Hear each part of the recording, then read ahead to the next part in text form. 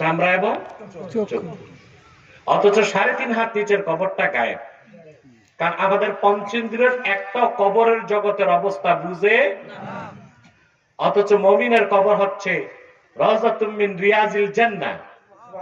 উম্মতে মুহাম্মাদীর ঈমানদারের কবর বেহেশতের টুকরা হয়ে যায়, আর কাফেরেরটা জাহান্নামের টুকরা। কবরে তর্জন গর্জন আছে, হাদিস শরীফে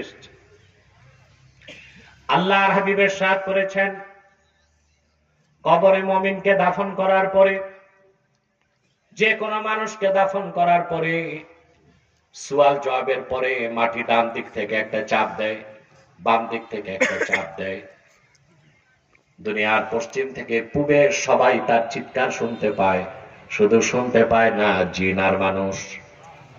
সুবহানাল্লাহ বলবেন। সুবহানাল্লাহ। আম্মা জান আয়েশা রাদিয়াল্লাহু তাআলা আনহা কান্না করতে লাগলেন, নিজের জন্য নয়, সন্তানদের জন্য।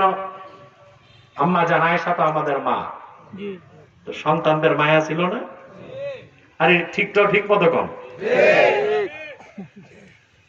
তিনি বলেন, ইয়া রাসূলুল্লাহ, ইয়া হাবিবাল্লাহ, প্রত্যেক মানুষকে যদি কবর মাটিতে চাপ দেয়, আপনার মুমিন উম্মতের কি হবে? আল্লাহর হাবিব বলেছেন, আয়েশা, আমার মুমিন উম্মতকে কবরের মাটি যখন চাপ দিবে তারা কোনো ব্যথাই পাবে না।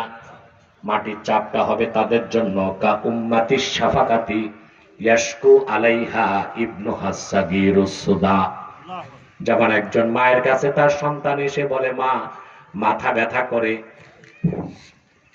দয়ালু মা তখন সন্তানের মাথাটা বুকের মধ্যে রেখে আস্তে আস্তে চাপ দেয়। মায়ের হাতের কোমল চাপে সন্তান মায়ের বুকে ঘুমায় যায়। মুমিনের জন্য কবরের চাপ হবে মায়ের হাতের চাপের মতো আরামদায়ক। এমন আরামের ঘুম ঘুমায় যাবে মুমিন কবরে, ইসরাফিলের সিংগায় ফু দেবার আগে তার সুখের ঘুম আর ভাঙবে না। ওইরকম একটা কবর চান? কথা বলেন। তাতে ঈমান লাগবে, নেক আমল লাগবে, ঠিক না? সেই ঈমান ও আমলের কথাই আমি বলছি।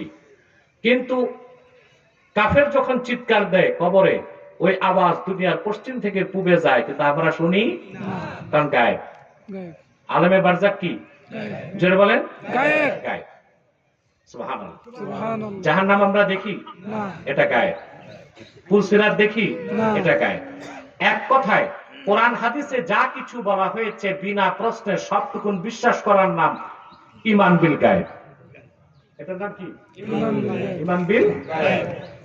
এই ঈমানের ক্ষেত্রে কোন কনসিডারেশনকে আল্লাহ মেনে নিবেন না। ঈমানের সংজ্ঞা ব্যাপক, বুঝলেন? তবে বিশ্ববরণ্য ইমাম আবু হানিফা রাহমাতুল্লাহর একটা সংজ্ঞা আছে, এটা জানলে ঈমানের ব্যাপারে আর দ্বিতীয় সংজ্ঞার প্রয়োজন নাই। ইমামে আযম আবু হানিফা রাহমাতুল্লাহ বলেন, আল ঈমানু হুয়া মুজাররাদু তাসদীকি রাসূলিল্লাহ, শুধুমাত্র আল্লাহর আখিরি নবী, নবীগণের মাথার তাজ আমার নবীজি মুহাম্মদ সাল্লাল্লাহু আলাইহি সাল্লামের রিসালাতকে বিশ্বাস করার নামই ঈমান। সুবহানাল্লাহ বলবেন। ব্যাখ্যা করতে যে তিনি বলেন, বিমা জাআ বিহি মুহাম্মাদুন সাল্লাল্লাহু আলাইহি ওয়াসাল্লাম উলিমা যারুরাতান, আল্লাহর আখিরি নবী, নবীগণের মাথার তাজ নূর নবীজি আমার মুহাম্মদ সাল্লাল্লাহু আলাইহি ওয়াসাল্লাম আল্লাহর পক্ষ থেকে যা কিছু ১৫০০ বছর আগে এনেছেন, যা কিছু বলেছেন, যা কিছু করেছেন, সেই কোরআন, সেই হাদিস, সেই সুন্নাহ বিনা প্রশ্নে অক্ষরে অক্ষরে বিশ্বাস করার নাম হলো ঈমান। বাস, এটাই কি ঈমান? জোরে বলেন, ঈমান। আমরা ঈমান আনার ক্ষেত্রে যুক্তি তর্ক খুঁজি না, কথা বলেন না, বিনা প্রশ্নে বিশ্বাস করি, এটাই তো ঈমান।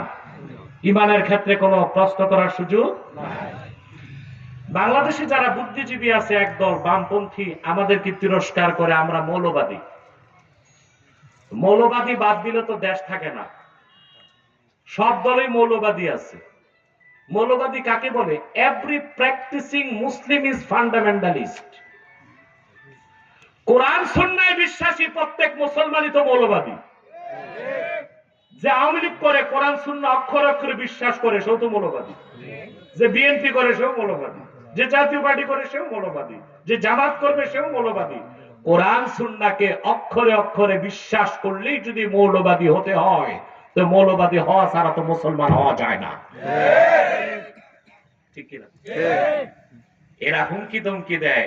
এই যে নাস্তিক, অল্প সংখ্যক কিছু বুদ্ধিজীবী, এদের সংখ্যা তেমন বাংলাদেশে নাই।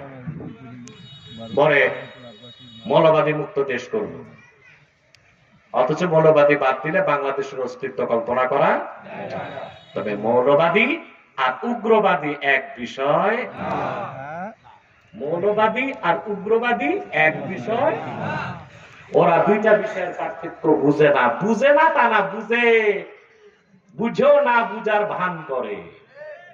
ঠিক কিনা? এটা হচ্ছে ইমান। এটা কি? ইমানের পর হচ্ছে ইসলাম, ইসলামের পর হচ্ছে ইহসান। বুঝতেছেন? আগে কি? সবকিছুর আগে ইমান আনার পরে আপনি মুসলিম হবেন। ইমান না এনে মুসলমান হবার কোন সুযোগ নাই। ইসলাম প্রথা সর্বস্ব কোন ধর্ম নয়।